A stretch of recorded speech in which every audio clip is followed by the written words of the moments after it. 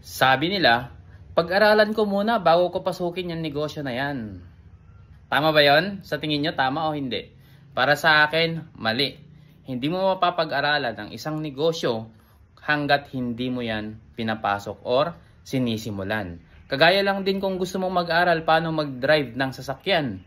Hindi naman pwedeng mapapag-aralan mo mag-drive kung hindi mo naman ini-start yung sasakyan at pinapa-under yung sasakyan. Walang sino mang natutong mag-drive sa sasakyan na nakaparking lang. Okay, so kung sinasabi mo sa sarili mo, saka mo na umpisan itong JC Dropshipping business, kapag napag-aralan mo na, hindi mo ito mapapag-aralan hanggat hindi mo sinisimulan. Huwag kang mag-alala, 17,888 pesos lang naman ang puhunan mo dito. May makukuha ka pang produkto na worth 40,000 pesos na JC products kung ngayon ka mag-a-avail.